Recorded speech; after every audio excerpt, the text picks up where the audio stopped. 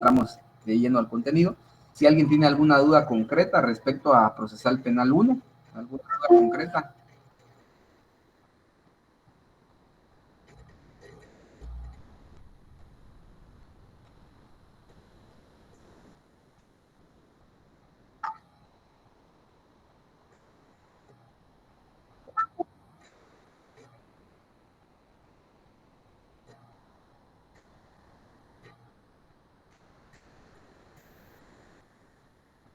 Compañeros, no sé si alguien tiene alguna pregunta, alguna duda respecto a Procesal Penal 1 que para poder aclararles.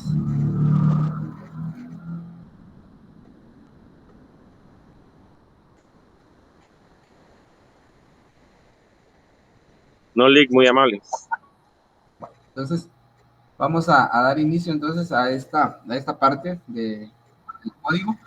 Respecto al tema, digamos, de la clase anterior, había general, digamos, dentro de lo que es parte de doctrina del derecho procesal penal, asimismo como hablar, digamos, de algunos aspectos importantes, como ustedes saben muy bien, dentro del debido proceso, dentro del proceso penal guatemalteco, antes había un sistema diferente al actual.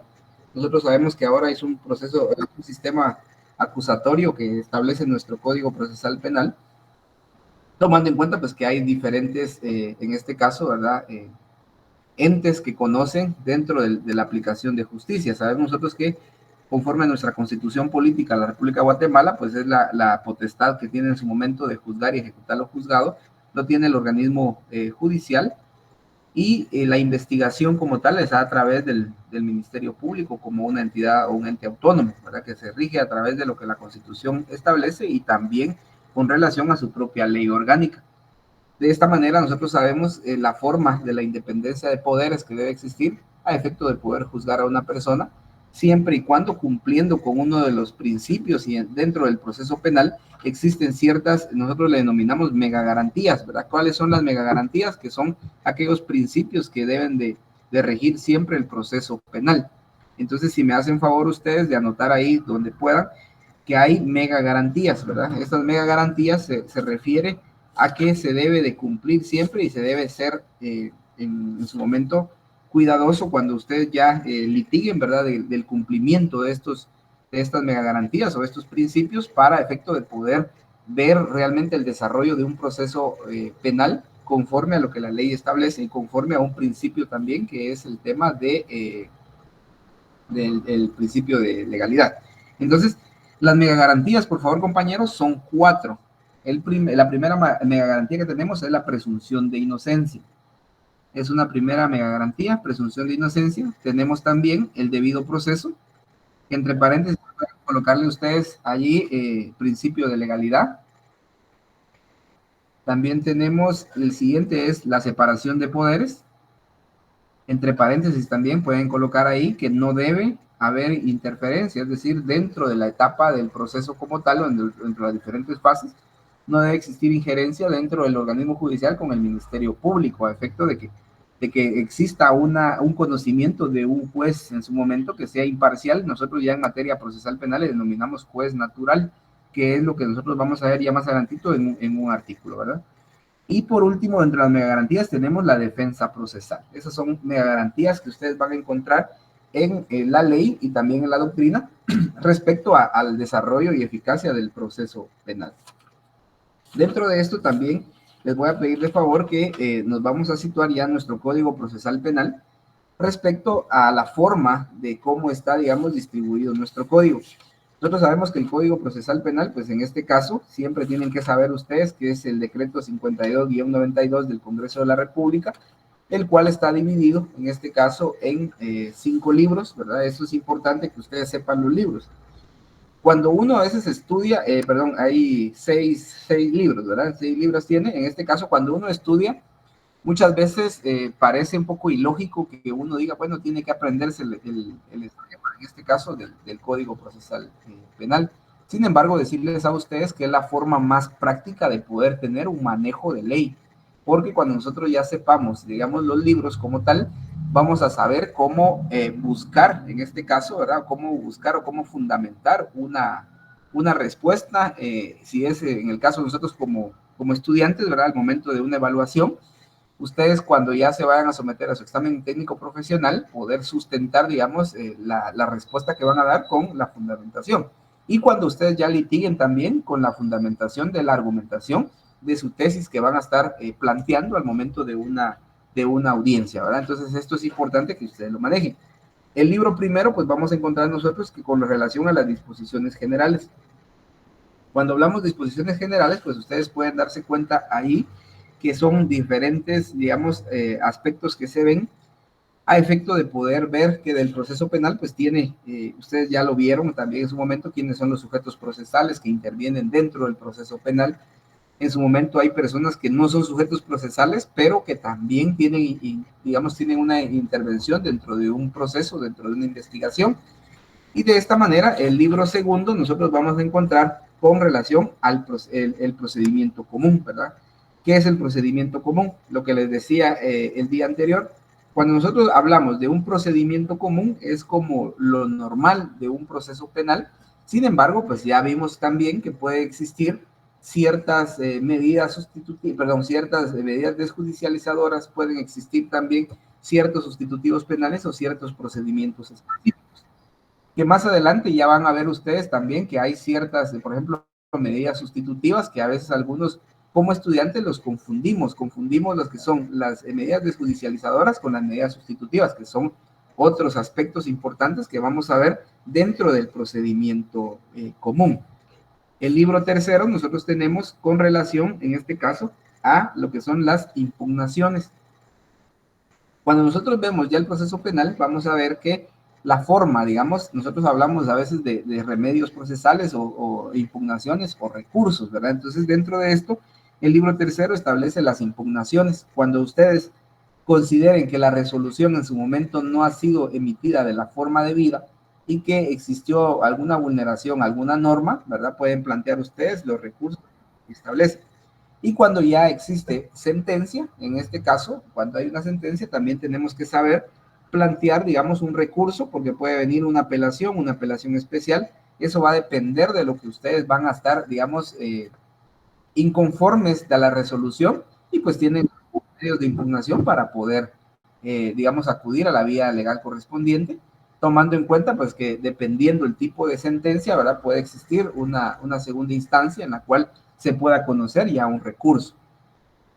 Asimismo, el libro cuarto tenemos procedimientos específicos. Dentro de los procedimientos específicos, pues también vemos nosotros que para poder terminar un proceso penal, existen ciertos procedimientos específicos. Dentro de estos, van a ver ustedes algo muy importante que es la aceptación muchas veces o el acuerdo entre el propio, en este caso, sindicado o acusado, ¿verdad? Porque acá, dentro del proceso penal, ustedes tienen que saber también cómo se le va denominando a la persona al momento de que esté sujeta a un proceso penal.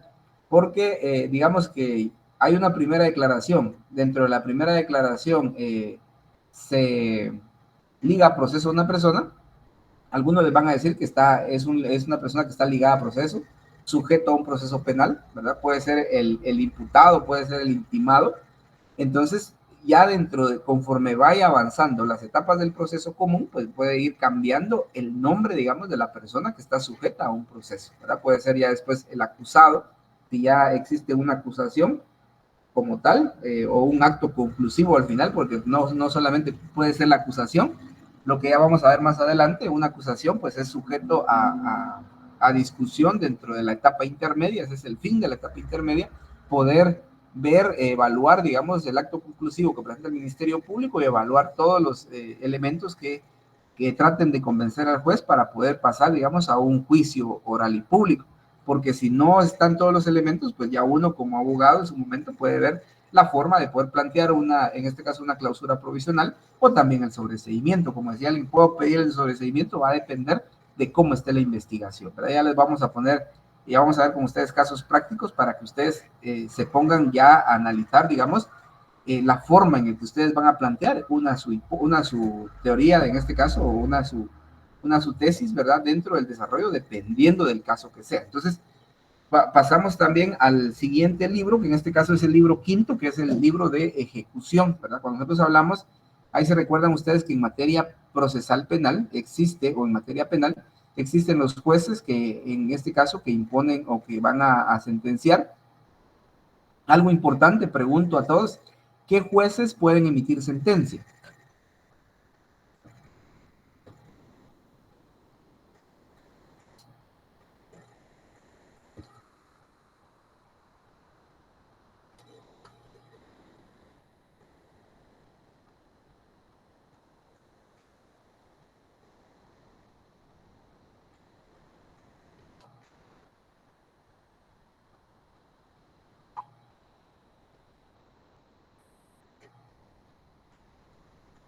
Y compañeros, si alguien...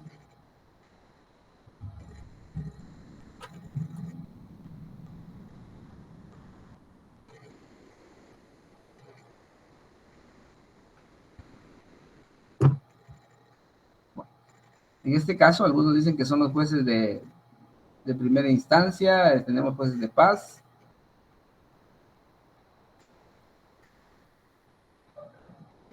Los jueces de ejecución en su momento no van a emitir sentencia, ¿verdad? Sino en este caso es importante, les digo esto porque ustedes tienen que saber, conforme en este caso a la competencia que tenga cada órgano jurisdiccional, ¿verdad? Que quienes van a emitir sentencia. ¿Por qué les digo esto? Porque al momento de finalizar un proceso común, termina, siempre va a terminar con una sentencia, ¿verdad? Entonces, esto es importante porque ahorita que estábamos viendo, digamos, los medios de impugnación en el libro tercero, van a saber ustedes cuándo presentar una impugnación. Entonces, ahí se recuerdan que la misma ley establece en su momento, ¿verdad?, quiénes son los jueces que van a tener el carácter o que tienen la competencia como tal para efecto de poder emitir sentencia. Y ustedes saben muy bien que el Código Procesal Penal, pues, en su artículo 43 nos establece quiénes tienen competencia en materia penal. Y por lo común, los que establecen dentro del artículo 43 pueden emitir sentencias. ¿Por qué? Porque ahí se recuerdan ustedes que desde un juez de paz, por ejemplo, un juez de paz dentro de los procedimientos específicos va a conocer lo relacionado a las faltas y los delitos menos graves. Tenemos los jueces de primera instancia, dentro de los jueces de sentencia hay unipersonales y también el tribunal de sentencia. En este caso tenemos los jueces de primera instancia en procesos de mayor riesgo, los tribunales de sentencia en procesos de mayor riesgo, las salas de la Corte de Apelaciones. Esos en su momento ustedes van a ver que son los que puedan emitir sentencia en un momento dado, dependiendo en este caso el asunto que se está tratando y ver también la competencia que ellos puedan tener. Si ustedes se dan cuenta, pues acá ya en materia procesal penal, tomamos como base prácticamente teoría del proceso, ¿verdad? Que en su momento ustedes vieron, donde vieron todo lo relacionado a la jurisdicción, los poderes de la jurisdicción, la competencia, la forma en que está distribuida la competencia. Recordarán ustedes que en esa oportunidad les mencionaron que había competencia en este caso, por materia. Y conforme a esto, pues es que nosotros podemos tener en cuenta, ¿verdad?, la forma en la que se va a ir conociendo el proceso penal. Y por último tenemos el libro sexto, que es el de costas e indemnizaciones, ¿verdad?, que es el libro sexto de nuestro Código Procesal Penal, a efecto que nosotros tengamos en cuenta. ¿Para qué sirve, les decía, la estructura? Para que ustedes puedan guiarse y saber en su momento fundamentar, porque vamos a ver que la parte, digamos, en la parte del libro primero del Código Procesal Penal, en este caso las disposiciones generales, pues tienen muchos aspectos importantes que se van a aplicar dentro de un proceso, dentro del procedimiento común, que se van a aplicar dentro de las medidas desjudicializadoras, que se pueden aplicar dentro de la etapa, en su momento también, de la investigación, la etapa preparatoria, que nosotros vamos a ver varios elementos acá conforme vamos a analizar hoy el Código Procesal Penal, que les van a ser de mucha ayuda a ustedes. Entonces, de esta manera, como les decía en la clase anterior, lo que me interesa el día de hoy es que ustedes ya en mente tengan ya la esquematización o el esquema del Código Procesal Penal, a efecto de que cuando ya empecemos a ver cada una de las fases del proceso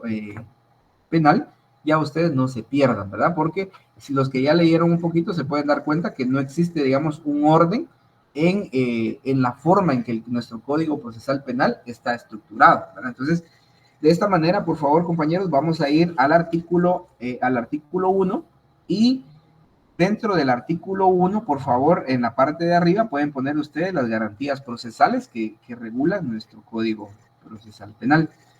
Yo pregunto a esto que he estado mencionando, si ustedes ya lo vieron, lo tienen ya subrayado o lo tienen ya anotado, a efecto que tampoco podamos, digamos, perder el tiempo en esta parte. Entonces pregunto si ustedes ya tienen toda esta parte, digamos, de lo que vamos a empezar del artículo 1 prácticamente, con relación a hasta el artículo, digamos, en este caso el 23, que si ya lo analizaron, tienen ustedes, digamos, anotaciones de los principios para efecto de que no repitamos esta parte, pregunto.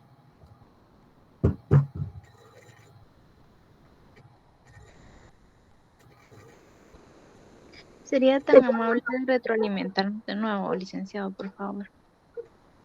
Bueno, en este caso, les voy a ir diciendo a ustedes que hagan algunas anotaciones, ¿verdad? Y vamos a ir avanzando porque esto va a ser rápido, ¿verdad? No me puedo tardar tanto. Entonces, en el artículo 1 y el artículo 2 del Código Procesal Penal, esto es relacionado al principio de legalidad. También me hacen el favor ustedes de hacer, en este caso, ¿verdad? De anotarle a la par del artículo 1 y del 2 del Código Procesal Penal, el artículo 17 de la Constitución Política de la República de Guatemala.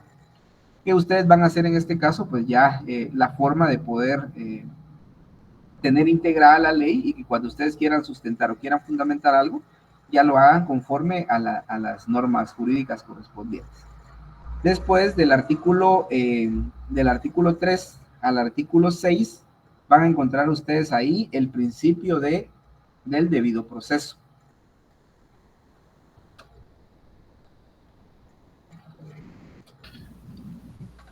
Licenciado, disculpe, buenas noches. ¿Del artículo 3 al cuál, disculpe, licenciado? Del 3 al 6. Gracias, Lico. Para servir.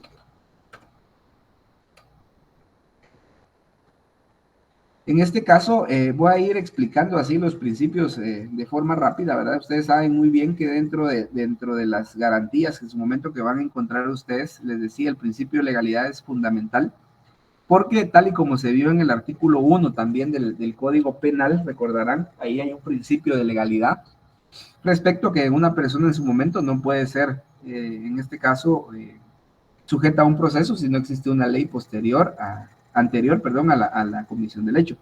En este caso, el artículo 1, pues ahí establece que no hay pena sin ley y establece en su momento que no se impondrá pena alguna si la ley no la hubiera fijado con anterioridad. El artículo 2 establece el derecho de defensa que nosotros tenemos, que no hay proceso sin ley, que no podrá iniciarse proceso ni tramitarse denuncia o querella, sino por actos u omisiones calificados como delitos o faltas por una ley anterior. Sin ese presupuesto es nulo lo actuado e induce en responsabilidad del tribunal. Luego, del artículo 3 al artículo 6, nosotros encontramos, en este caso, el principio del debido proceso. Algo importante que ustedes deben ver también acá en el artículo 4 es lo relacionado al juicio previo. Dentro del juicio previo, por favor, también ustedes pueden anotar ahí entre paréntesis o una anotación a la par, también se relaciona con el artículo 12 de la Constitución Política de la República de Guatemala. Y ustedes van a revisar eso, es el debido proceso que establece el artículo 12 de nuestra Constitución. Dentro de el artículo 5 de nuestro Código Procesal Penal tenemos los fines del proceso. Esto sí es importante que ustedes lo tengan claro.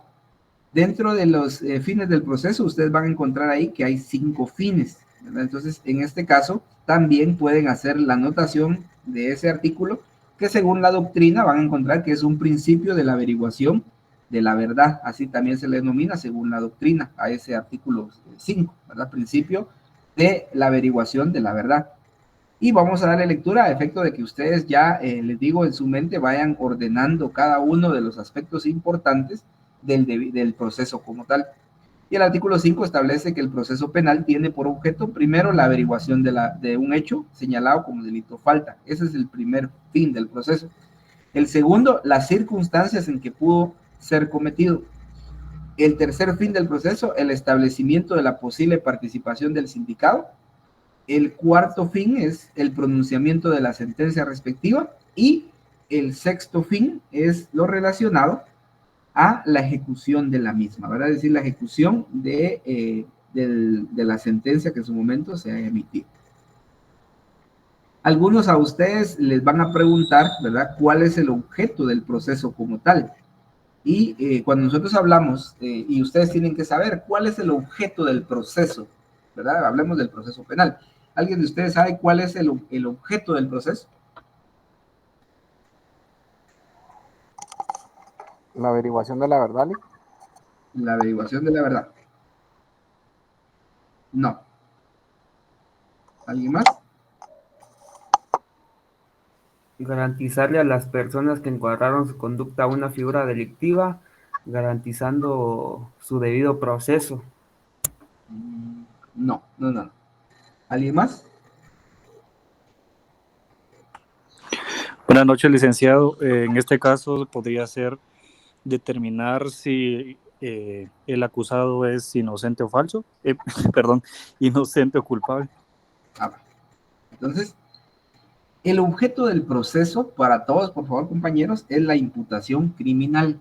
Ese es, según la doctrina, ¿verdad? El objeto del proceso es la imputación criminal. Eso significa que dentro del proceso penal, al final de lo que ustedes mencionan, ¿verdad? Cuando hablamos como poder encuadrar una conducta, nos vamos más a materia sustantiva.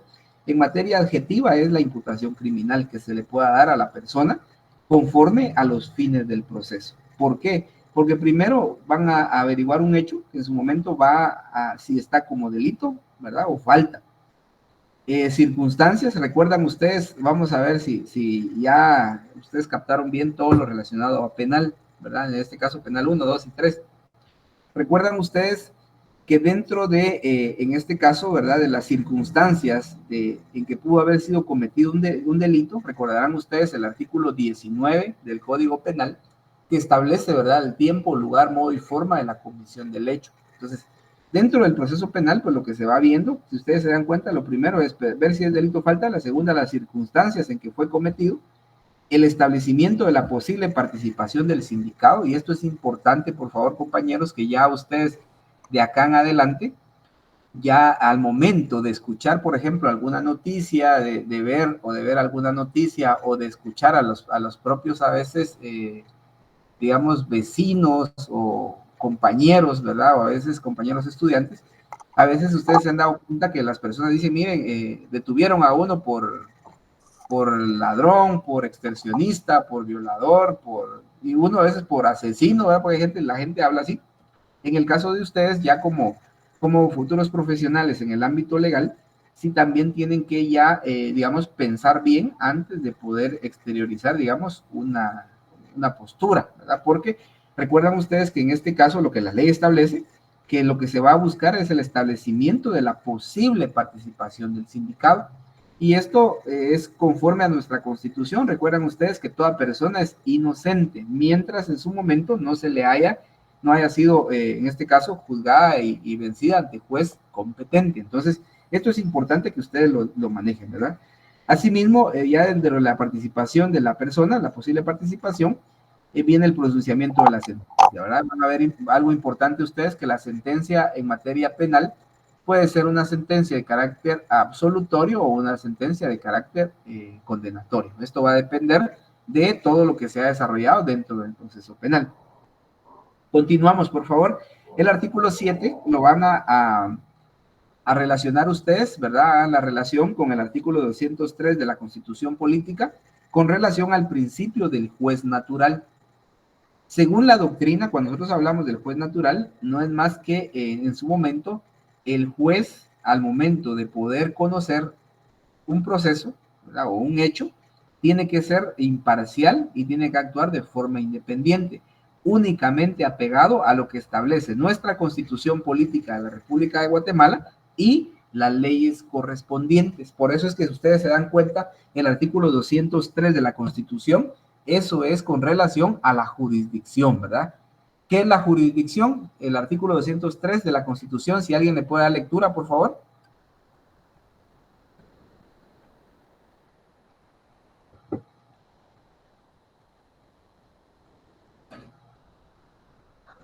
Artículo 203.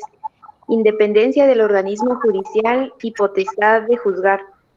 La justicia se imparte de conformidad con la Constitución y las leyes de la República.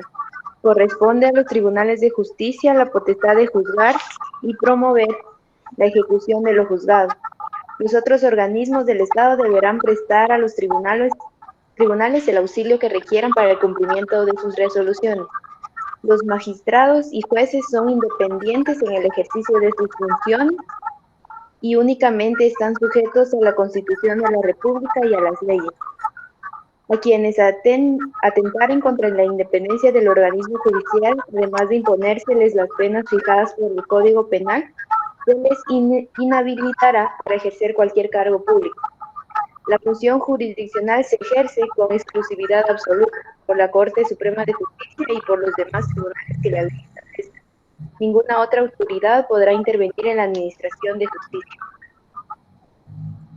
Muchas gracias. Entonces, vemos nosotros, ese es el principio del juez natural, ¿verdad? Cuando ustedes les pregunten en qué consiste el principio de juez natural, ustedes van a establecer o van a poder responder de la manera más concreta, ¿verdad? Que se refiere a que los jueces deben ser imparciales e independientes en la aplicación de la jurisdicción o en la aplicación de la justicia, solamente apegados a lo que establece nuestra Constitución Política de la República de Guatemala y las leyes, ¿verdad? Cuando hablamos de leyes, ahí se recuerdan ustedes que como jueces, en su momento ya ustedes van a poder ver también que cuando se emita, digamos, una sentencia, y eso la misma ley lo establece, ¿verdad? En su artículo 11 bis, lo relacionado a la fundamentación y que los autos y las sentencias en su momento contendrán una clara y precisa fundamentación de la decisión.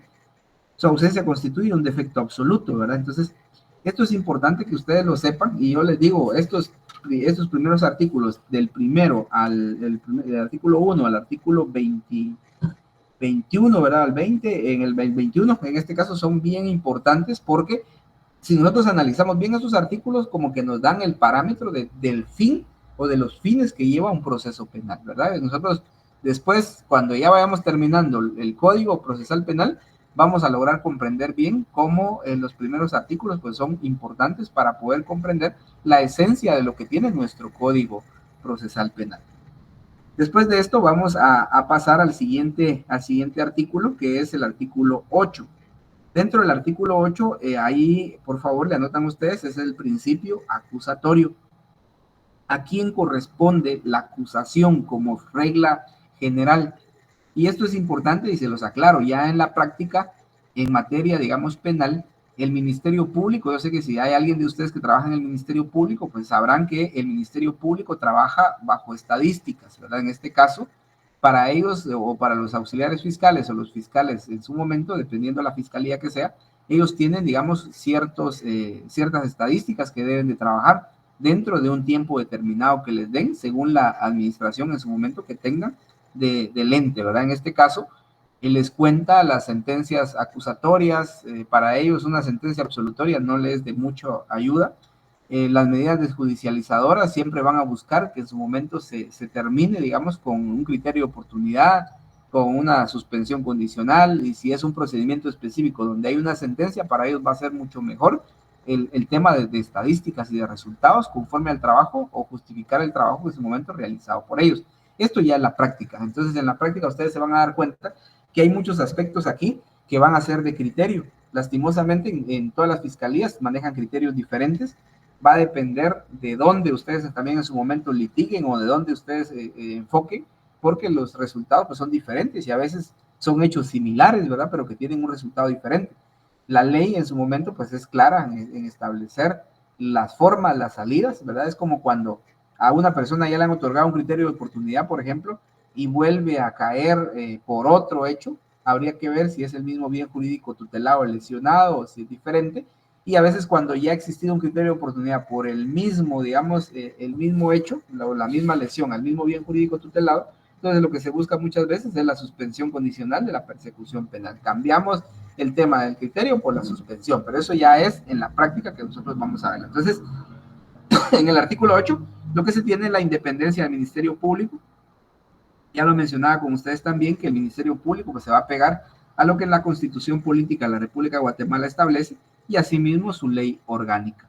Algo importante que ustedes deben de manejar también y saber en el tema del Ministerio Público es la objetividad con la cual ellos tienen que trabajar, ¿verdad? En este sentido, es importante porque muchas veces no hay objetividad dentro de la investigación o bien dentro de, en este caso, de la aplicación de alguna salida alterna al proceso o alguna forma, digamos, de beneficio, le veo yo, para poder aplicárselo a una persona. Por favor, licenciado Juan Francisco. Lee, buenas noches. Gracias. Fíjese que de acuerdo a lo que usted estaba mencionando, yo estaba analizando que esas estadísticas que maneja el Ministerio Público, hasta cierto punto yo siento que los hacen perder objetividad, porque es como cuando en la policía les ponen cuota de remisiones o cuota de mordidas, como le llamamos coloquialmente. Ellos pierden la objetividad y sea como sea, tienen que encontrar un problema. Entonces el Ministerio Público de ente investigador se pasa a ente acusador, porque a ellos les conviene más la condena y la sentencia que en realidad un caso se dilucide como debe ser en honor a la verdad.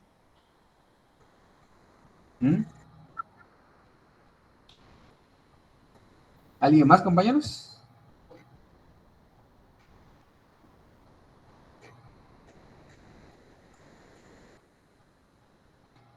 En ese sentido es importante, ¿verdad? Decirles a todos, ya en la práctica, realmente varias cosas que vamos a ver acá en la ley son diferentes a la forma en que se plantea un proceso, dependiendo el tipo de delito. También va a depender el lugar donde ustedes vayan a poder ejercer, digamos, la función. Y esto, pues, marca muchos aspectos, ¿verdad? Por favor, licenciado Marc. Sí, en base a lo que Juan Francisco le comentaba, yo creo que sí se pierde bastante la objetividad, porque dependiendo del lado donde usted esté, porque si por ejemplo usted es del lado acusador y usted busca, llamémoslo así, como justicia sobre un delito o una posible condenación de delito, y ellos al final simplemente le buscan una medida desjudicializadora, al final usted simplemente se va a quedar sin obtener la justicia pronta y cumplida. Ahora, si usted está del lado del defensor, pues para usted va a ser mejor en algún momento dado que el caso no llegue a un juicio, porque usted se va a evitar muchas cosas. Sin embargo, al final la justicia al final va a quedar supeditada al hecho de que cuál es la conveniencia del Ministerio Público. Porque también pueden darse casos en donde, como usted dice, dependiendo de se cumpla o se cometa el delito, puede ser de que en esa fiscalía pues simplemente tengan los casos abiertos por mucho tiempo, y si usted fuera el sindicato, a usted tampoco le conviene eso, porque media vez los ponen en estado de archivo y sigue corriendo el tiempo como que no ha pasado nada. Sin embargo, usted dentro del proceso sigue amarrado a esa situación. Sí, exacto. Miren, en el tema en el tema, digamos, de la forma en que se desarrolla el proceso penal en diferentes fiscalías, pues hay varios aspectos, ¿verdad? Esto es importante que nosotros sepamos cómo, digamos, en qué parte estamos, ¿verdad? Y esto yo se los digo a ustedes, o sea, yo mencionaba la práctica, ¿verdad? Sin inclinarme a una postura como tal, porque es importante hacerles ver a ustedes que en el caso, digamos, de ya a litigar, como ustedes como profesionales, van a tener que jugar varios papeles, entonces no puedo enfocarme yo, digamos, a un lado como tal, como defensores, como directores, como Ministerio Público, como acusadores en su momento, o bien como juzgadores, ¿verdad? Porque acá es importante nosotros ver, y esto a qué quiero llegar, al tema de que la interpretación de la ley va a ser muy importante, dependiendo los intereses en su momento que cada uno de ustedes tenga dentro de un proceso, porque obviamente no va a ser el mismo interés. Por ejemplo, acá el licenciado Juan Francisco va a tener un interés si él es un abogado, digamos, director. Si el compañero Miguel Armando es defensor, tiene un interés. Si el compañero Marco Mendoza es en su momento el Ministerio Público, tiene también un interés dentro del proceso, no personal, sino a veces institucional, ¿verdad? Porque uno al final pues tiene un interés que defiende dependiendo la parte que esté. Y si alguien más, por ejemplo, Marvin Pereira es el juzgador, tiene también la obligación de poder resolver conforme, en este caso, a la imparcialidad. Cada uno de nosotros como como abogados, al final, lo hablemos ahorita en tema general, como abogados, cada uno de nosotros va a tener el conocimiento de la ley en la cual ustedes van a poder argumentar, van a poder sustentar, van a poder fundamentar, y obviamente el juez muchas veces va a tener que emitir una resolución, y esa resolución, independientemente si afecta algún interés de alguna de las partes dentro del proceso penal, pues tiene también los medios de impugnación, ¿verdad? Esto es importante que les digo que ustedes lo manejen, y es bonito, el proceso penal realmente es muy bonito cuando uno lo comprende a efecto de poder saber de cómo se va, digamos, a llevar a cabo cada fase del proceso.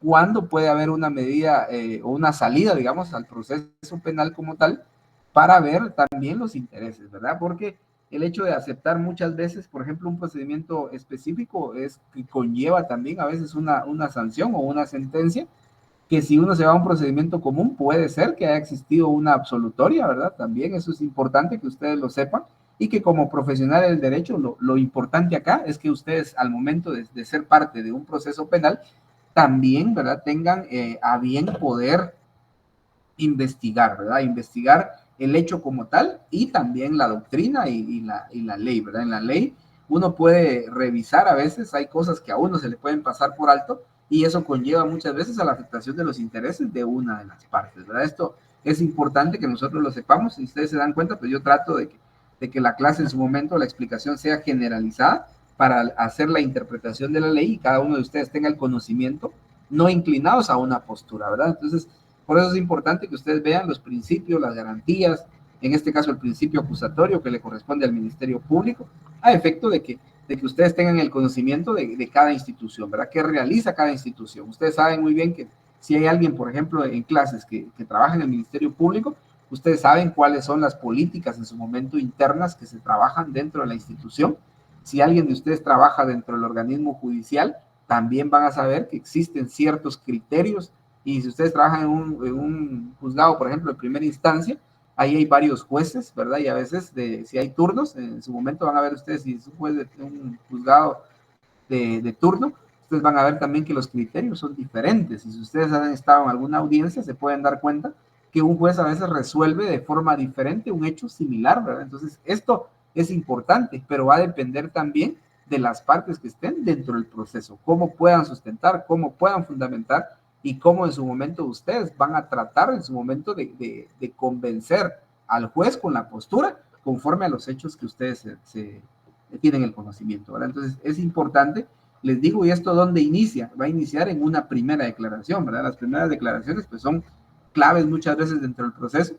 Si no se logra el resultado en una primera declaración, pues nosotros también como abogados tenemos que tener en cuenta que tenemos las salidas necesarias, ¿verdad? Porque a veces a alguien lo van a contratar o alguien va a agarrar el proceso cuando ya existió una primera declaración o ya existió la etapa intermedia, ya nos vamos a un juicio debate o hay un debate suspendido, nos toca que ir a cubrir. Entonces va a depender en qué etapa del proceso nosotros encontremos y la responsabilidad que en su momento tenemos como profesionales, ¿verdad? Entonces es importante, les digo, compañeros, que acá la ley podamos analizarla, pero sobre todo poder interpretarla, ¿verdad? Ustedes saben bien que nuestra ley del organismo judicial pues establece la forma en que se debe interpretar la ley, ¿verdad? Ustedes recordarán ya en esta parte, ¿verdad? Cómo interpretamos nosotros la ley, y para hacerles un recordatorio a ustedes, ¿verdad? Que en este caso nosotros vamos a poder interpretar la ley primero a la finalidad o espíritu de la misma, a la historia fidedigna de su momento de institución, a las disposiciones de otras leyes sobre casos o situaciones análogas,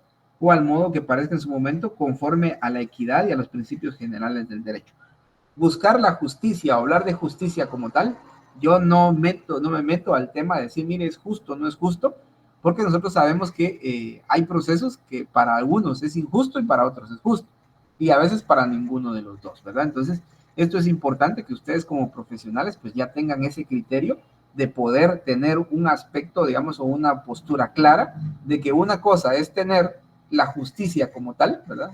Alguien una vez me dice, mire, pero ahí se recuerda la justicia divina. Le digo, mire, aquí no nos metamos ni a religión, ¿verdad? Porque eso, la cuestión legal con la religión es otro punto que no podemos mezclarla. Cada uno es en este caso, pues responsable de sus propios actos, de sus propias creencias, de su forma de poder creer en un ser supremo. Sin embargo, ya en el ámbito legal nos vamos a la objetividad que debe existir en cada uno de ustedes como profesionales, ¿verdad? Entonces, vamos a avanzar. Yo sé que el tema del derecho procesal penal es muy bonito porque es muy práctico, hay mucho que aprender, mucho que hablar también en esto. Entonces, el principio de oralidad aquí sí se maneja muy bien. Vamos al siguiente artículo, por favor. Es el artículo 11 bis del Código Procesal Penal. Ahí le van a anotar, por favor, el principio de motivación y fundamentación. Por favor, principio de fundamentación, motivación y fundamentación. Esto es importante, lo que les mencionaba, en toda sentencia que el juez en su momento vaya a emitir, tiene que estar motivada y fundamentada, ¿verdad? Es decir, que nosotros no podemos tener o tenemos que analizar bien cuando se emite una sentencia que concuerde y que tenga todos los requisitos que la ley pide, ¿verdad? O la ley impone. En este caso, por favor, a ese artículo 11 bis, anótenle a la par o hacer la integración con el artículo 389 del Código Procesal Penal, que es el que establece los requisitos que debe contener una sentencia. Perdón, ¿qué artículo dijo, Lick? No lo escuché bien. ¿289 o 389? 389, 389. Gracias. Para hacer.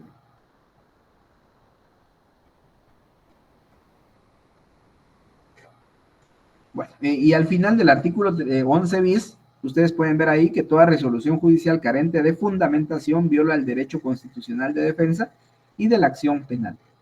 En este caso, a ese último párrafo del artículo 11 bis le pueden anotar ustedes, ahí contra eso procede la apelación especial según el artículo 420 del Código Procesal Penal.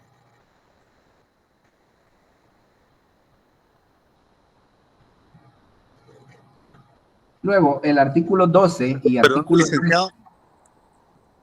Sí. Perdón, usted dijo que en este caso procede la apelación. ¿Qué dijo? Disculpe. Especial. Gracias, Lick. Gracias, Lick. Y en este caso podemos, continuamos, ¿verdad? En el tema del artículo 12 y artículo 13 del Código Procesal Penal, con relación a, esos son principios del proceso penal, como tal, así ponerle principios del proceso penal, que es con relación a la obligatoriedad, gratuidad y publicidad, en este caso, que debe existir dentro del proceso. También hacen la integración, por favor, cada uno de esos con sus respectivos artículos, ¿verdad? Que vamos a ver. En el caso de la Constitución, artículo 29 y 31 de la Constitución, respecto a la publicidad, gratuidad y obligatoriedad, y asimismo el 88 y 314 del Código Procesal Penal. Disculpe, licenciado, dijo 88. 88 y 314 del Código Procesal Penal y 29 y 31 de la Constitución.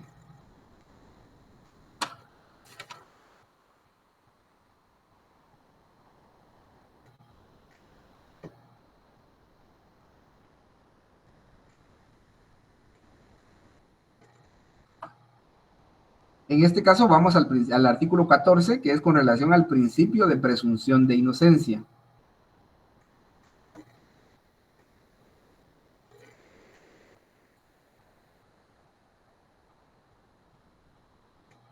¿Podría repetir el principio, licenciado? Gracias.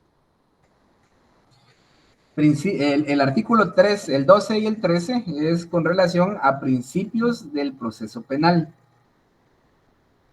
Luego, los artículos que en su momento van a regular el artículo 12, que es del Código Procesal Penal, que vamos a integrarlo con el artículo 29 y 31 de la Constitución Política y el artículo 88 y 314 del Código Procesal Penal.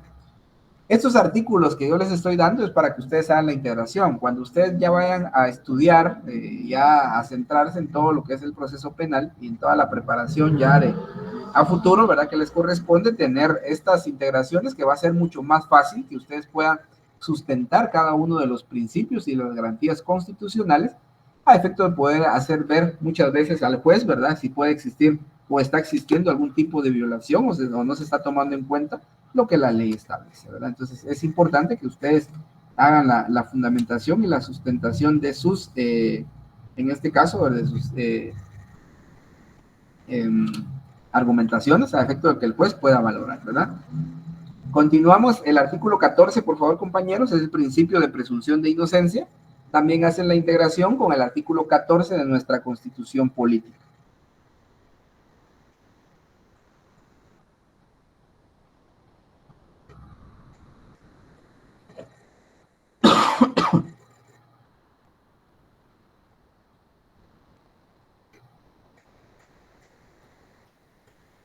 En el artículo 14 también, en la última línea, ¿verdad? Que ustedes establecen ahí que la duda favorece al imputado. En la doctrina se le conoce, en este caso también, como favor, así con F-A-V-O-R, favor rey, ¿verdad? En este caso es conocida también como favor rey. Y también van a encontrar ustedes como el principio del indubio pro reo, ¿verdad? En caso de duda, la duda favorece al imputado o al reo. Esto es importante que ustedes lo manejen, ¿verdad? Que manejen el tema de la duda favorece al imputado, porque ya dentro del desarrollo de un proceso como tal, muchas veces existe duda, ¿verdad? Respecto a la posible, en este caso, participación del sindicado. ¿En qué sentido? Hay personas que en su momento han sido detenidas y a veces se da ya, no en flagrancia, sino, por ejemplo, en una orden de aprehensión, porque dieron características de la persona. Y esto es importante en materia penal, que ustedes puedan ver la individualización de la persona, ¿verdad? Porque imagínense que digan, mire, es una persona como de 1,70 de estatura, usaba barba, algo, pelo castaño, y van dando las características, ¿va? Flaco y llevaba un sudadero, llevaba unas cuestiones. Entonces, a esto es importante, ¿verdad? Que si la individualización del sujeto no ha sido clara, no está individualizado, y que haya sospechas de que haya sido, pero bajo una sospecha hay una duda. Y la duda favorece en su momento al imputado. Va a depender en qué etapa y en qué fase del proceso estamos. Porque, por ejemplo, si es una primera declaración y no está claro la individualización de la persona, nos podemos ir por una falta de mérito, ¿verdad? En este caso, que la duda favorece a la persona. Esto es importante y la responsabilidad, saben ustedes que la responsabilidad penal del ente, digamos, acusador o en su momento investigador va a ser del Ministerio Público bajo ciertos procedimientos de investigación para poder en su momento individualizar a una persona y poder, después de la individualización, poder argumentar y poder investigar sobre la posible participación, ¿verdad? Esto es importante que ustedes lo manejen. Luego tenemos ya los demás artículos respecto, digamos, a ciertos principios y vamos a pasar al artículo 17, ¿verdad? Que en este caso también es importante que ustedes lo manejen porque este es un principio muy importante, ¿verdad? Que ustedes tienen que tener en cuenta porque también dentro de la práctica, ahorita les mandé ahí un mensajito que se denomina al principio no bis in idem, ¿verdad? Entonces, en este caso, ¿en qué consiste este? La única persecución, ¿verdad? Es decir, toda persona no puede ser juzgada 2 veces por el mismo hecho. Y la ley, pues en este caso el artículo 17 establece que nadie ser perseguido penalmente más de una vez por el mismo hecho. Sin embargo, será admisible una nueva persecución penal cuando, y aquí nos establece cuándo puede proceder o cuando en su momento se denomina que puede ser una única persecución. Sin embargo, será admisible una persecución cuando nos da estos 3 aspectos importantes. Les digo esto porque en algunos lugares, ¿verdad? Aquí es donde existe a veces el criterio y sobre todo el conocimiento que uno tiene que tener dentro de un área concreta. Algunos argumentan, por ejemplo, cuando se aplica el derecho consuetudinario, ¿verdad? Las costumbres, o en el caso del derecho indígena, ¿verdad? Que denominan ellos. Esto es importante, ¿verdad? Porque para algunos que la pena ya fue, pues se fue juzgado y fue sentenciado en su momento bajo los lineamientos que las personas tienen. Ya al ir a un proceso penal, muchos argumentan que es una doble persecución. Sin embargo, esto es importante que nosotros lo sepamos, ¿verdad? Y que tengamos un criterio objetivo y poder analizar sobre qué elementos o sobre qué hechos en su momento se pueda juzgar a una persona o se pueda llevar a un proceso penal. Pero esto ya son casos muy excepcionales que yo les pongo como un ejemplo porque sí se puede dar en algunos casos, ¿verdad? El artículo 18, por favor, compañeros, en este caso tiene relación con la extractividad de la ley penal. El artículo 2 del Código Penal, que establece en su momento, ¿verdad?, el tema de cosa juzgada. Entonces, ahí pueden poner ustedes artículo 2 del Código Penal con relación a la extractividad de la ley penal. Y establece que cosa juzgada, un proceso fenecido, no podrá ser abierto de nuevo, excepto en caso de revisión conforme a lo previsto en este código. Dentro de este código ustedes van a encontrar la revisión, ¿verdad?, que es en este caso un recurso, un medio de impugnación que puede existir conforme al artículo 453 del Código Procesal Penal. ¿Alguna duda, alguna pregunta hasta dónde vamos, compañeros? Perdonen que voy rápido porque si no, no avanzamos y el tiempo se va muy, muy rápido. Entonces, no sé si tienen alguna duda, alguna pregunta. Perdón, licenciado, ¿cuál fue el artículo que mencionó de último? Perdón. Mencioné el artículo 2 del Código Penal con relación a la extractividad de la ley penal y con relación al caso de revisión que establece el 18, el artículo 453 del Código Procesal Penal. Gracias, Licenciado, perdone, tal vez lo voy a hacer retroceder un poquito. En el artículo 14 del Código Procesal Penal, que usted nos dijo que se abarca el principio de presunción de inocencia. Por ejemplo, cuando te da la intimación por parte del Ministerio Público, ahí no se viola ese principio, Lic. No, porque dentro del artículo, bueno, esto nos vamos ya al 82, si no mal recuerdo, ¿verdad? Entonces, del Código Procesal Penal. En el procesal penal no se está, digamos, al momento de hacer la intimación a la persona, no se está, digamos, ¿cómo le explicar? No se está, digamos, sentenciando o juzgando, sino lo que se está haciendo es ligarlo a un proceso, es decir, a usted lo dejan sujeto a un proceso penal. Puede existir la posible participación dentro del delito, ¿verdad? O dentro del hecho. Por eso es que en el artículo 82 del Código Procesal Penal, en el numeral primero, ¿verdad?, cuando en su momento el juez concede la palabra al fiscal para que intime los hechos, ¿verdad?, en este caso, al sindicado, cuando nosotros hablamos de intimación, en este caso lo realiza el Ministerio Público y no es más, o va a consistir en la atribución de un hecho al sindicado, solamente le están atribuyendo. No se viola el principio de presunción de inocencia porque, como le digo, ahí está sujeto a una investigación y obviamente se hace bajo el principio, ¿verdad?, en este caso del debido proceso, y por eso es que él tiene el derecho de poder ser asistido por un abogado de su confianza o en todo caso por un abogado que cuando no tiene los medios correspondientes, por un abogado, digamos, del Instituto de la Defensa Pública Penal que presta los servicios gratuitos a las personas de escasos recursos, ¿verdad? Ok, gracias, Lic. Yo, esta duda me surgió porque en una práctica, digamos, respecto a la intimación de los hechos, se supone que los fiscales generalmente le dicen al imputado o al acusado, al procesado, le dicen porque usted en tal fecha, en tal lugar hizo tal y tal cosa, entonces por eso me surgía la duda.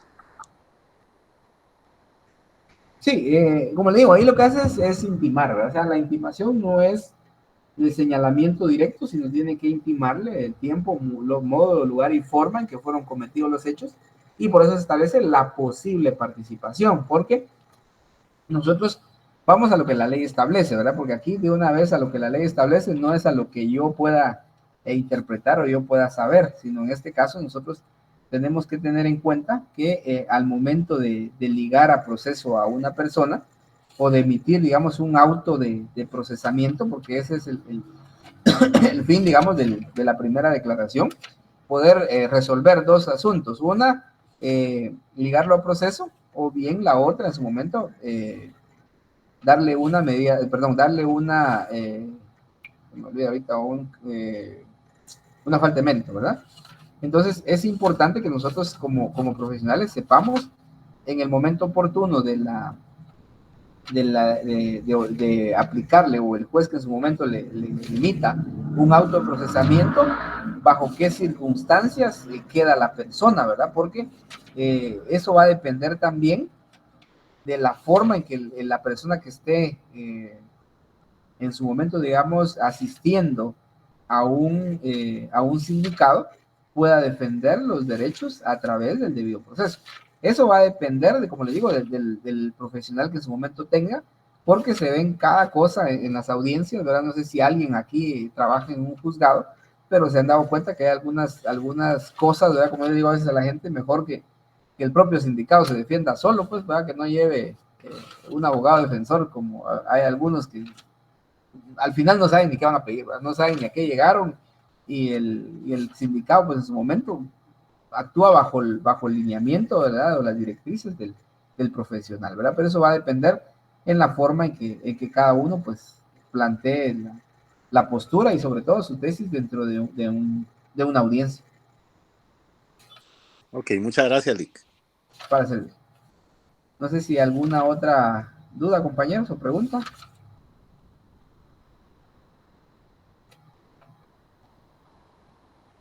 Bueno, como no hay preguntas, continuamos, por favor, porque ya la hora se nos está yendo.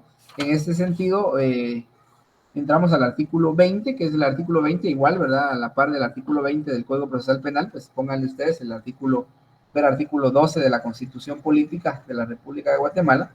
Y sabemos nosotros también que el artículo 20 pues establece lo relacionado a la defensa de la persona o sus derechos, que es inviolable en el proceso penal. Nadie podrá ser condenado sin haber sido citado, oído y vencido en procedimiento preestablecido ante el tribunal competente, en el que se hayan observado las formalidades y garantías de ley. Este también lo pueden integrar ustedes con el artículo, en este caso, el artículo 92 del Código Procesal Penal, que es el que establece también el derecho a lo que le mencionaba el compañero, ¿verdad? En su momento, uno puede asumir o puede interpretar que cuando a mí me van a ligar a proceso, me están como señalando, ¿verdad? Directamente. Sin embargo, es parte del proceso penal que la ley establece como, digamos, iniciar un proceso penal. Y el artículo 92 del Código Procesal Penal, pues también es claro en su momento de que toda persona tiene derecho a elegir un defensor. El sindicato tiene derecho a elegir un abogado defensor de su confianza.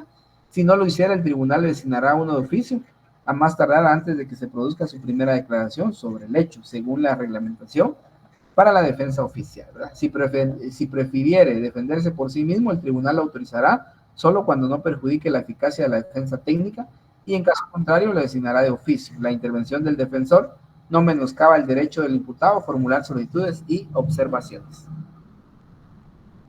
Por favor, licenciado Maco. Una pregunta.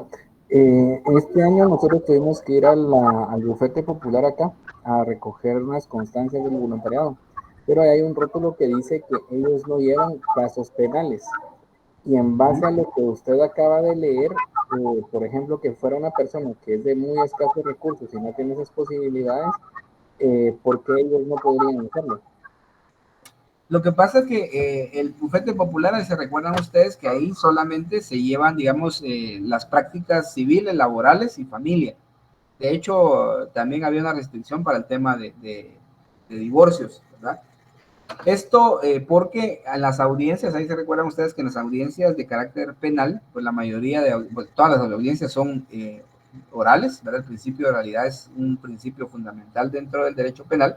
Y en el caso del bufete, los asesores que están ahí, pues ellos por lo común no van a audiencias, ¿verdad? Y ellos trabajan ya solo esas materias, porque para poder, digamos, ya litigar, se requiere del profesional, digamos, debidamente colegiado, ¿verdad? Y que esté activo. Entonces, cuando uno es estudiante, pues no tiene la facultad, digamos, de poder ejercer una defensa técnica o una dirección técnica dentro de un proceso penal. Por eso es que no se llevan casos penales dentro del bufete. Gracias. Para servir. Entonces, esto es importante que todos sepamos, ¿verdad? Porque en el caso, pues, que los que hicieron prácticas, ahora los que hicieron pasantías, pues es otro tema. Sin embargo, tomar en cuenta, ¿verdad?, que el derecho procesal, el derecho penal como tal y el proceso penal en el que estamos ahorita, es importante que ustedes sepan cómo se desarrolla, digamos, un proceso, la responsabilidad que conlleva, porque también ahí se recuerdan que ustedes como abogados también tienen que tener el cuidado, si son defensores, ¿verdad?, el abandono de defensa que en su momento puede venir y que también puede ser sancionados a futuro por parte de la Corte Suprema de Justicia, ¿verdad?, por el Tribunal de Honor, a efecto de poder sancionar a una persona que deje abandonada la defensa técnica. Eso quiere decir que tiene que ser sustituido dentro de un proceso y estar conscientes a esa parte, ¿verdad? Entonces, para que todos tengamos esa postura. Luego, del artículo 24 en adelante, pues ya encontramos la persecución penal a través de la acción penal. Cuando nosotros hablamos de acción penal, pues ustedes recordarán, ¿verdad?, que es la acción, ¿verdad? Cuando se acuerdan ustedes que vieron en su momento ustedes la acción penal, en este caso la acción procesal, vieron la pretensión procesal, pero en este caso en materia penal, pues nosotros vemos la acción, ¿verdad? Cuando nosotros hablamos de acción penal es contra o de qué forma se va, digamos, a ejercer esa acción por parte del Estado o por parte del particular. Y dentro de esto también ustedes deben de saber cuáles son aquellos delitos de acción pública, cuáles son los delitos de acción pública dependiente de instancia particular o que requiera autorización estatal, y también podemos ver la acción privada, ¿verdad? Eso va a depender del hecho que se cometa para que nosotros también como profesionales sepamos a dónde vamos a acudir, porque obviamente no va a ser la misma, digamos, el mismo efecto o en la misma competencia si se está cometiendo o se está conociendo un delito que fue en flagrancia a un delito, digamos, que afectó intereses privados y que ustedes tienen que presentar una querella. Son cuestiones diferentes y a veces cuando nosotros somos estudiantes nos perdemos entre, por ejemplo, denuncia, demanda y querella, que son cuestiones totalmente diferentes. Y de esta manera, pues que ustedes puedan saber cuándo existe acción pública. Cuando hay acción pública, definitivamente quien es el ente encargado de la ejecución o de la persecución de oficio va a ser el Ministerio Público, ¿verdad? En aquellos delitos de acción pública. Ustedes sabrán que los delitos de acción pública pues son aquellos que van a atentar contra un interés. ¿Recuerdan ustedes? El interés ya sea individual o colectivo. Cuando nosotros en materia penal hablamos de un interés, recordarán ustedes, estamos hablando de un bien jurídico tutelado que está debidamente protegido por una norma, ¿verdad? Una norma jurídica penal que en su momento pues establece, ¿verdad?, que al proteger un interés o al proteger un bien jurídico tutelado, al momento que ese bien jurídico tutelado sea lesionado, sea violado por una persona, en su momento pues va a tener una consecuencia, ¿verdad? Va a tener una consecuencia y esto es importante que ustedes también sepan esta parte, ¿verdad? Entonces, esto viene la acción, ¿verdad? Ustedes se recordarán entonces, se va a ver acción pública dependiente de instancia particular y la acción privada. Dentro de la propia ley, pues nos da en su momento, ¿verdad?, cuáles pueden ser estos delitos que se puedan cometer en contra digamos, de una persona, en contra de una colectividad. Y de esta manera también el artículo 24 ter establece ya las acciones públicas dependientes de instancia particular, es decir, que tiene que existir instancia, ¿verdad? Y esto es importante porque a veces ya dentro de una fiscalía, por ejemplo, los expedientes muchas veces se quedan estancados y la gente a veces dice, mire, es que no les interesa, y ustedes saben muy bien cómo la mayoría de gente se expresa a veces de la justicia guatemalteca, ¿verdad? Que no creen en la justicia.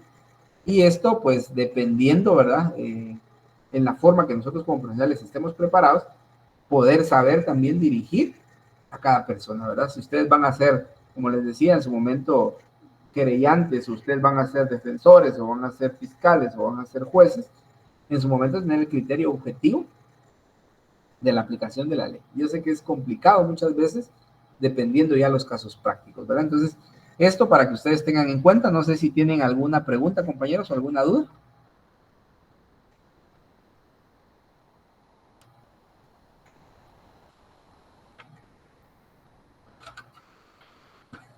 Si no hay dudas, por favor, vamos a continuar, ¿verdad? Hasta donde nos dé tiempo, unos 5 minutos más, porque todavía tengo que dejarles una parte ya del curso como tal, que nos interesa arrancar ya el lunes, que tenemos esta semana que viene todavía de forma, en este caso en línea, ¿verdad? Pero ya la siguiente, pues ya los voy a conocer, y yo creo que ustedes me van a conocer ya dentro del salón de clases. Yo considero que, o que ustedes creo que no han recibido presencial desde que iniciaron, si no mal recuerdo, porque están en el séptimo, sí. Ustedes entraron 21, ¿verdad? Sí, licenciado. Sí, entonces no he tenido el gusto de poder conocerlos en el aula, ¿verdad? Entonces ya primero Dios, de este lunes en 8 ya vamos a la presencial. Ya recuerdan ustedes que el examen pues va a ser presencial según las instrucciones, entonces ahí sí estudiar fuerte, aunque tengan a veces con código abierto, es complicado si uno no se ha preparado bien, ¿verdad? No ha llevado a bien leer el código. Esto es importante que ustedes lo lean, que ustedes analicen, hagan sus anotaciones, subrayen lo que ustedes consideren, pero más que eso, ustedes logren comprender, en este caso, la estructura y el contenido del código, y sobre todo en las fases del proceso que vamos a desarrollar o que vamos a tener a bien a desarrollar con ustedes, ¿verdad? Entonces, de esta cuenta, por favor, compañeros, entonces, después de la acción, de los 3 tipos de acción que podemos ver en el Código Procesal Penal, pues ya entramos después a ver lo relacionado a las medidas desjudicializadoras, que están del 25, en este caso el 25 bis, 25 ter, ¿verdad? En este caso, lo que la ley regula respecto al tema del criterio de oportunidad. Después vemos el 26 con la conversión, ¿verdad? Que es la conversión, el 27 con relación a la suspensión condicional de la persecución penal. Y de esta manera, pues nosotros tenemos ya de ahí en adelante el tema de la extinción de la persecución penal y todo lo relacionado, ¿verdad? Compañeros, también a los sujetos y auxiliares del procesales, tanto el órgano jurisdiccional competente, que tiene la facultad de aplicación de la ley, como lo es la jurisdicción a través del organismo judicial, y tenemos los tribunales competentes para conocer en materia penal. Y me interesa que logremos llegar, por favor, el día de hoy, ¿verdad? Ya dentro del tema del artículo del imputado, ¿verdad? ¿Quién es el imputado? Como les decía, puede ser imputado o sindicado antes del auto de procesamiento. Se los voy a dar para que lo anoten de una vez y así ustedes ya lo tengan claro, para que cuando ustedes me escuchen hablar de forma diferente, porque a veces uno dice, pero si dijo que era sentenciado, que era acusado, que era procesado o que estaba imputado, ¿verdad? Entonces al final uno a veces se pierde porque no ha tenido, digamos, como la secuencia de cada fase del proceso. Entonces, a la persona se le puede llamar sindicado o imputado antes del auto de procesamiento. Sindicado o imputado antes que se emita un auto de procesamiento. Después se le puede llamar procesado después del auto de procesamiento. Se le puede denominar acusado al plantearse la acusación en su contra. Entre paréntesis, pónganle ustedes ahí, acto conclusivo, ¿verdad? Es acto conclusivo, que es donde concluye la etapa de investigación y el Ministerio Público presenta, digamos, ese acto conclusivo contra la persona. Y también después viene el condenado. Y condenado se le puede llamar después de una sentencia condenatoria. Entonces, para que ustedes sepan que en su momento va a ir cambiando el nombre de la misma persona que está siendo sindicada conforme avance el proceso. Y por favor, sí, dígame. De repetir lo del acusado y lo del acto conclusivo, por favor. Con mucho gusto. Entonces, voy a repetir todo para que todos estemos en la misma sintonía. Sindicado o imputado antes del auto de procesamiento. Siguiente, procesado después del auto de procesamiento. Siguiente, acusado al plantearse la acusación en su contra. Entre paréntesis, acto conclusivo. Al plantearse, disculpe, al plantearse la acusación en su contra.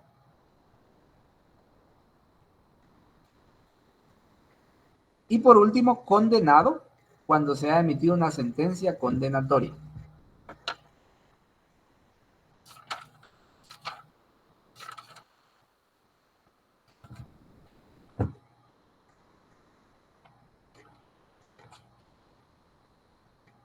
Bueno, con esto, por favor, compañeros, hasta ahí logro llegar con el tema del repaso. Si ustedes el día lunes tienen alguna duda respecto a Procesal Penal 1 que sea concreta, me la pueden hacer ver, ¿verdad? Alguna duda que ustedes tengan, miren, no entendí tal cosa, o cómo procede esto, ¿verdad? Podemos verlo previo a entrar ya de materia a nuestro contenido del procesal penal 2. Siempre lo he hecho y a veces veo un poquito, digamos, complicado en el tema de que, por ejemplo, yo les diga a todos los que están acá, cada uno de ustedes va a buscar un proceso penal fenecido. Sin embargo, a veces algunos no consiguen el proceso penal completo, algunos solo tienen primeras digamos, puede ser la prevención policial, la primera declaración, llegan a la acusación y de ahí hubo una salida alterna al proceso y se acabó. Entonces, por favor, yo voy a dejar esto para todos, ¿verdad? Es decir, con uno que consiga, y ustedes ven la forma, si escaneado o fotocopias o como ustedes quieran, pero sí necesito que todos, esta es responsabilidad de todos, ¿verdad? Al final yo digo, va a ser una sola investigación para todos, ¿verdad? Para que todos nos vayamos bajo un mismo expediente. Si alguien de ustedes ya tiene expediente, digamos, o ya consiguió alguno, o trabaja en un juzgado y que es más fácil conseguirlo, si pueden conseguir 2 o 3 diferentes, pues en buena hora. Pero a mí lo que me interesa es que nosotros aprendamos con uno, ¿verdad? Uno que sea nuestra guía. Entonces, lo que les voy a pedir, por favor, a todos compañeros, ahí sí que el que lo consiga pueda, aquí no hay que ser envidiosos con nuestros compañeros, con nuestros conocimientos, sino que nos podamos compartir el material. ¿Qué necesito, por favor, para el próximo día de clases? Necesito un proceso penal completo, ¿verdad? Entonces, ¿cómo completo? A veces no logramos comprender esa parte, que inicie con una detención, es decir, con una prevención policial, pero que lleve la prevención policial, que tenga la primera declaración, que tenga el acto conclusivo, que se haya llevado a cabo el debate y que termine con una sentencia, ¿verdad? Por favor. Entonces, les digo, es uno para todos. El que lo consiga primero, pues si puede apoyarnos, ¿verdad? En su momento de compartirlo escaneado, porque como un proceso penal, pues sí es amplio, ¿verdad? Entonces, para evitar también en su momento gran bulto y evitar también gastos innecesarios que a veces uno como estudiante le dice saque copias y uno si tiene que sacar 200 copias le saca copia a todo. Entonces yo necesito, ¿verdad? Ver el tema. Prevención policial. Primera declaración. Acusación. Debate y sentencia. No sé si quedó claro ahí, compañeros. Sí. Bueno, entonces les encargo por favor ahí para que quien lo tenga, si tienen todo el expediente completo, si alguien trabaja en el juzgado va a ser mucho más fácil encontrar uno, ¿verdad? Entonces, si lo tienen completo, mejor, porque también nos va a apoyar, nos va a servir cuando ya veamos, por ejemplo, entrevista al testigo, el tema ya dentro del desarrollo del debate. Entonces, para el próximo día, sí, les digo, es responsabilidad de todos encontrar uno. Con uno que encontremos para todos, en eso nos vamos a guiar para que no todos corran, ¿verdad? Entonces, yo sé que algunos de ustedes ya tienen conocimiento de alguno, o puede ser que alguno tuvo alguno. Si es de algún familiar, solo tachen el nombre, ¿verdad? Porque, o si fue personal también, vamos a ver, porque uno en esto, nadie se salva a veces ya de un proceso legal, ¿verdad? Eso se lo digo por experiencia también. Entonces, cada uno de nosotros, y como decía mi jefe que tenía yo en la defensa pública, decía, miren, el que no, abogado que no ha tenido clavos legales, no es abogado, decía, ¿va? Porque uno tiene que saber también estar en los dos bandos para poder tener el conocimiento del derecho, y a veces ustedes por aplicar el derecho también van a ser en su momento sujetos a un proceso penal, y la primera vez que uno va tiene miedo también, como uno cuando es estudiante va al privado, va temblando, ¿verdad? Cuando uno va a un proceso legal va a ser la misma historia, pero conforme el paso del tiempo ya uno sabe si procede o no procede y bajo qué línea va uno, ¿verdad? Y ya poder a veces hasta defenderse uno mismo de los procesos legales. Así es que, compañeros, ha sido un gusto para mí estar con ustedes en esta clase. Nos vemos el lunes, primero Dios, y les encargo que tengan el proceso. Que pasen buena noche. Gracias, Lick. Feliz noche. Buenas noches, Lick. Buenas noches, licenciado. Buenas noches. Buenas noches.